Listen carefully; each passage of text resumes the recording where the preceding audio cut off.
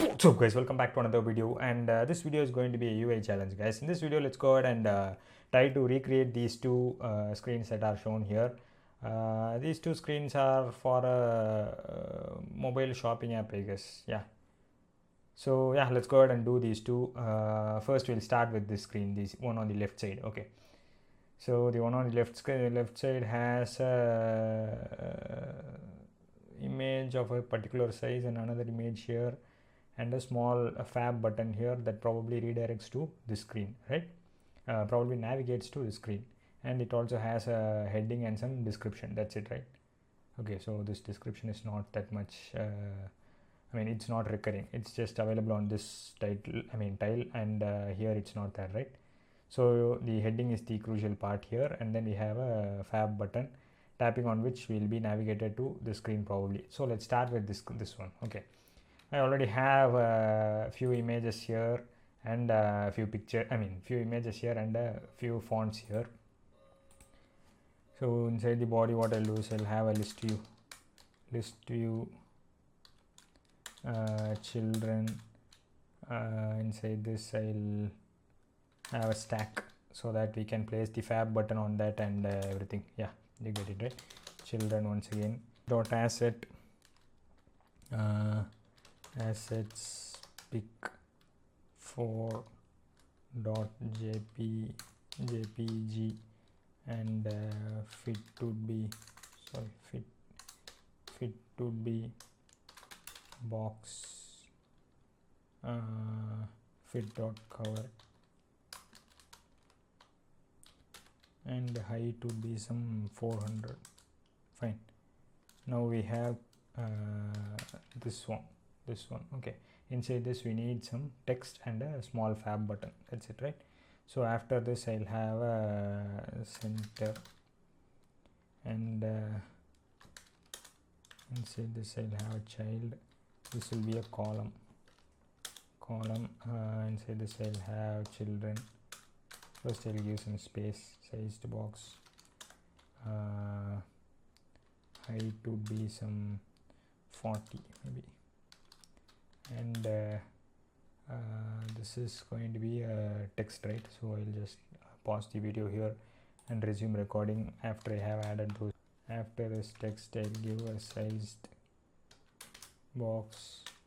Height would be some 175.0, and floating action button. This would be on pressed. Inside this, I'll write code to navigate to that particular screen later on. So I'll have a small button, so I'll just give mini true, and the button was white in color, right? White in color with a black colored arrow. So elevation would be 0.0 so that it doesn't have a shadow, and background color would be colors dot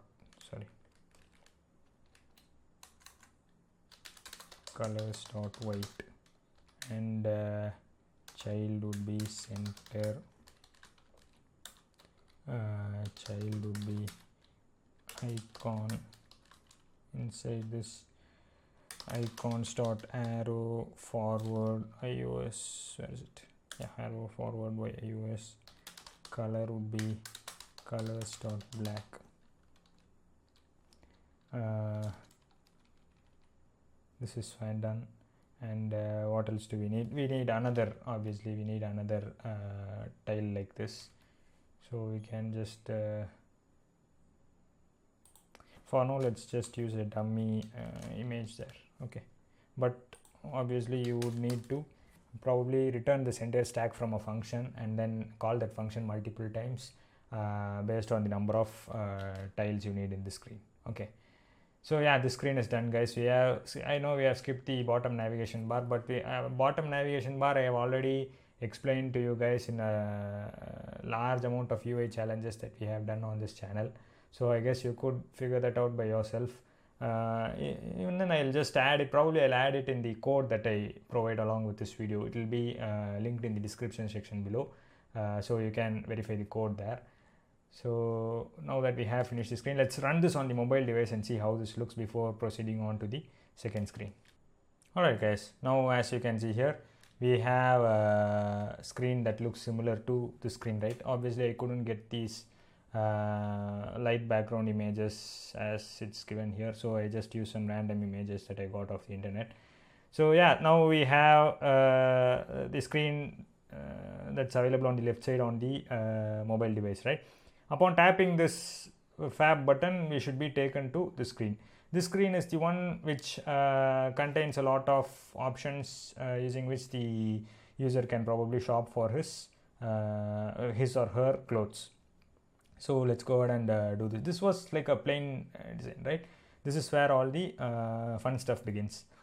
So first we'll do this part, this first part, and this we'll do as the second, and the tab entire tab view we'll do as the third part. Okay, 1 2 3. So first we'll start with this. I'll get back to the code, and then here what I'll do is I'll create a new file. I'll create a new file here, details.dart. Okay, this will be the second screen, and inside this I'll go ahead and create a stateful widget probably, details, import material for this. Fine, and from here I'll just return a scaffold,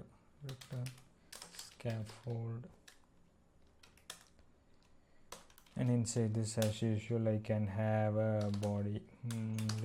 Don't do like this in your applications, guys. This is not good practice. Just have one scaffold inside the main.dart file, and then I have written this entire body stuff, this list view inside the body, right?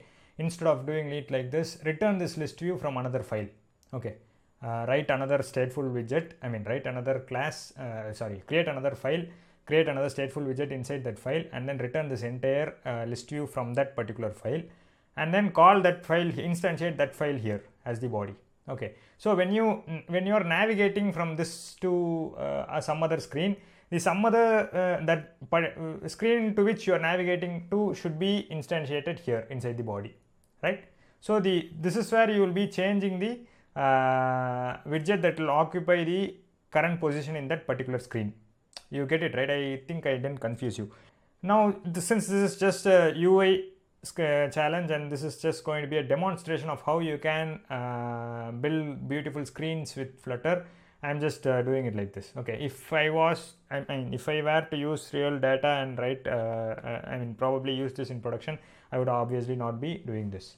So yeah, let's move on. List view, and inside this list view, I'll go ahead and add children widget, once again stack children, container, height 250, decoration, box decoration, image decoration, image asset, assets, pic, photo, jpeg, and fit would be box fit dot cover. Fine, and after this is the image that's going to be placed here. Okay, and after this I need to place this fab button, a back arrow button, and text. So let me go ahead and do that. I can simply use align widgets for that, I guess. Alignment, alignment dot top left, child, icon button,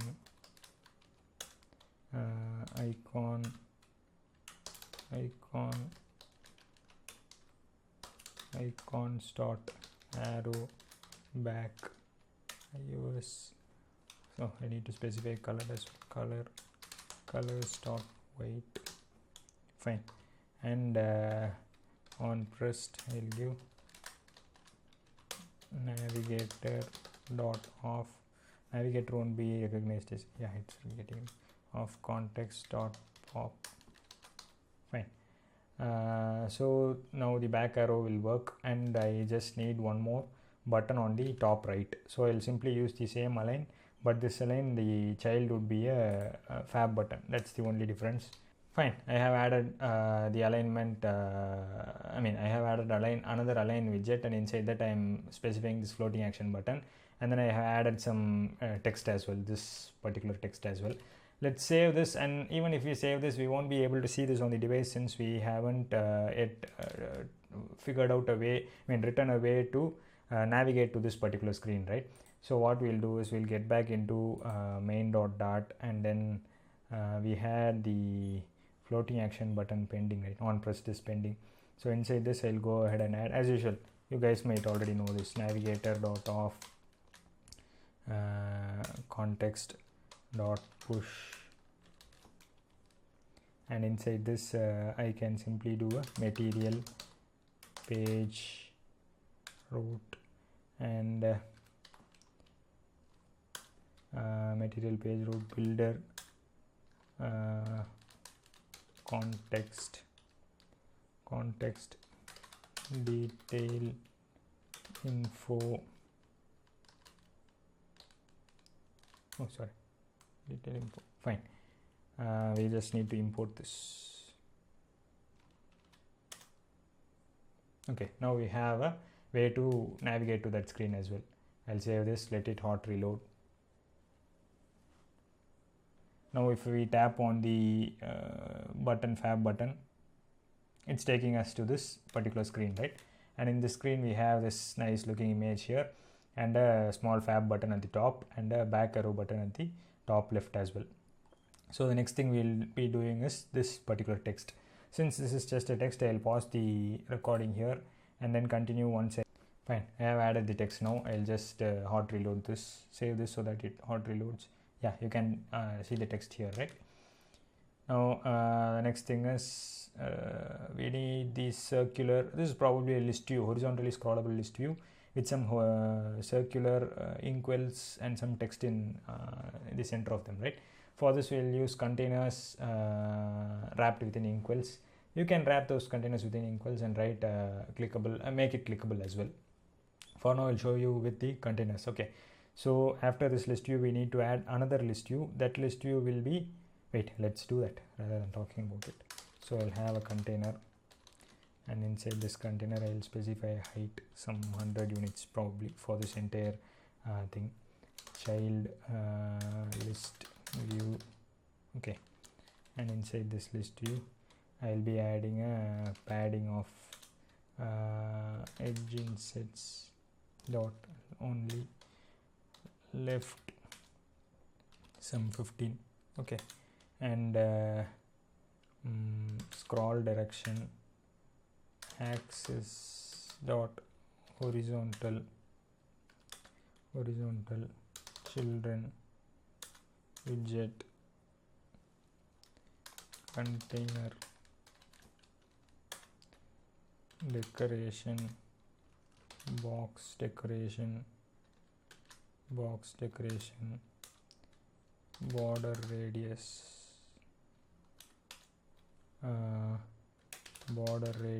dot circular some 50. Okay, so that it looks perfectly round, and image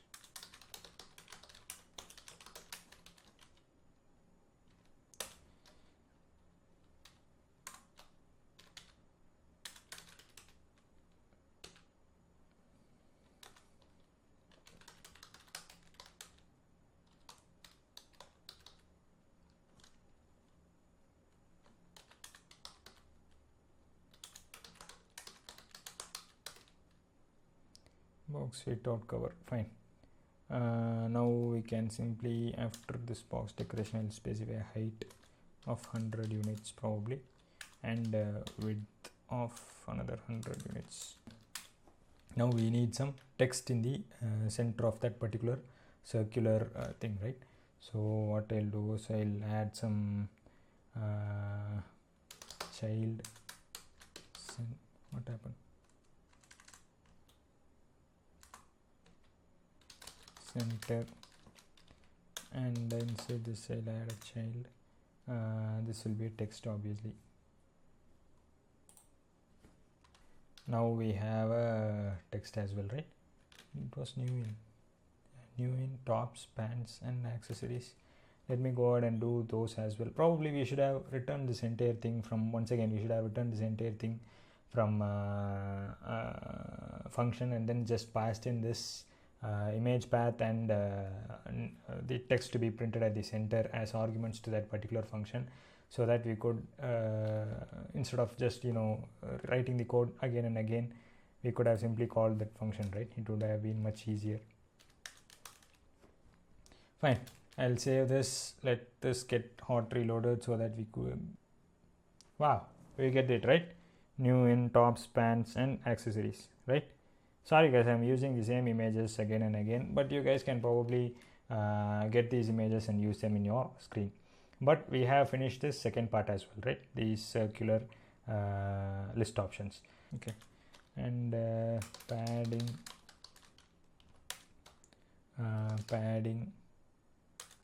edge insets dot only top 20.0. okay, and child, this will be a tab bar. Now before using tabs, obviously we need to specify a tab controller, right? And we also need to extend the single ticker state provider mixin for, so that it can handle the animations whenever we navigate between tabs. So with single ticker provider state mixin, and then we need to initialize a tab controller as well that we'll be using. So after this tab controller tab controller, fine, and after this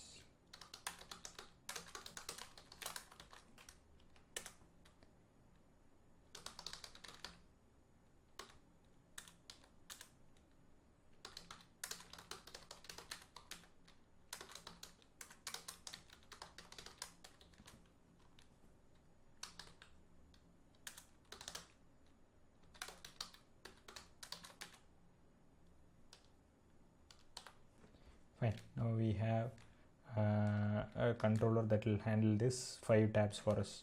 Let's scroll down again, and inside the tab bar, let's go ahead and make use of that container that we just created.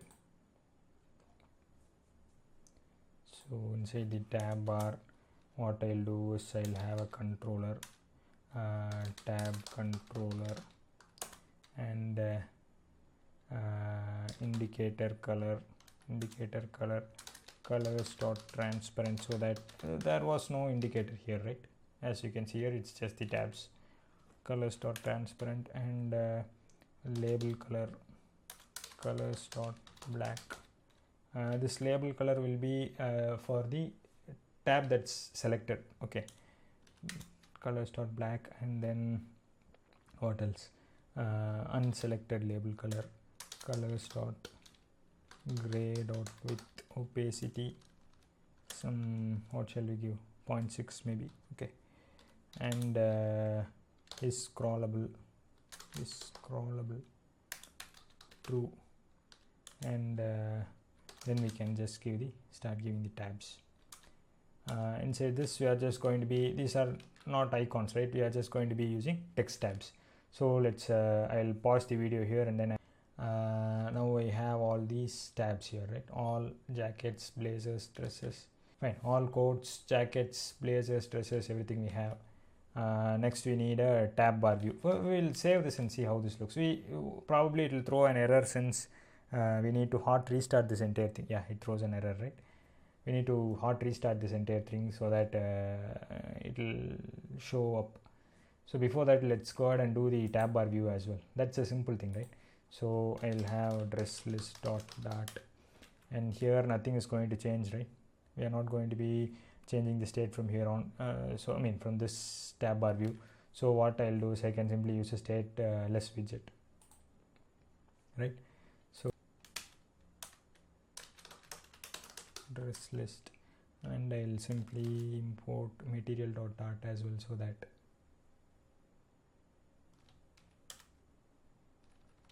fine. Inside this I'll return a list view.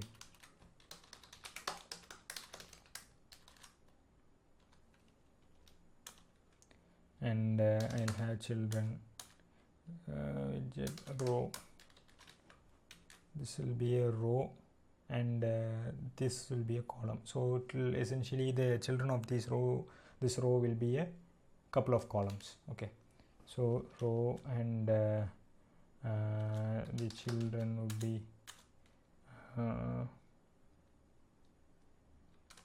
still have a sized box, so that it has some padding from the left. Sized box with some 15 units.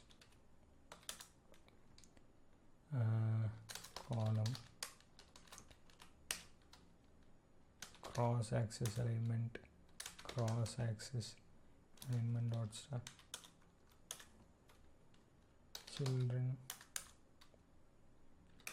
image dot asset slash pick one dot jpeg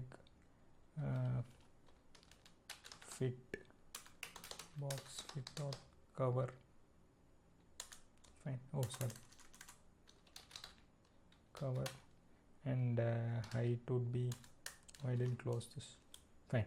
Now I have brought in that image, and after that image there should be a small text representing the price of that particular product. So I'll have that as well. Fine. I have a text representing the price of that product, and I'll use this same column once again.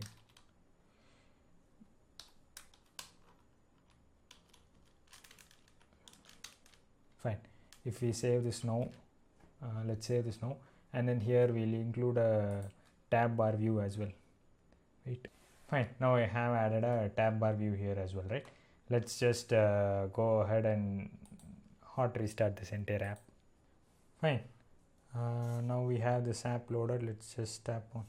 Wow, you can see that we have a nice looking oh, we'll just add probably another. Right, now we have a nice looking screen here. This is different. I mean, this scroll is different, whereas this scroll is different, right? So, and this scroll is different. We have all kinds of scroll inside that.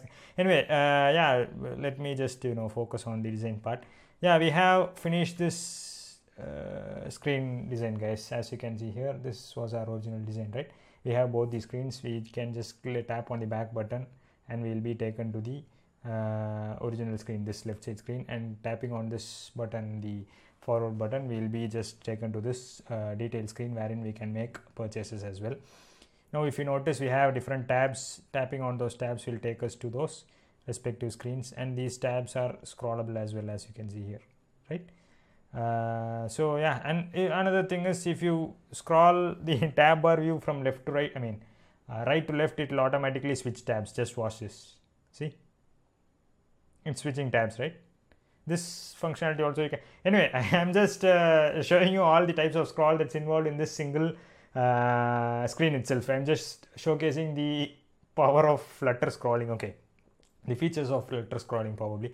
Anyway, yeah, we have done these two screens, guys. If you really like this video, kindly hit the thumbs up button. If you like what I'm doing on this channel, kindly hit the subscribe button, and also click on the bell notifications icon, so that you receive notifications each and every time I upload a new video. Okay, so that in that way you won't miss out on any of my content, right? Just hit the subscribe button, guys. It's free, and I'll talk to you guys in my next video. Bye.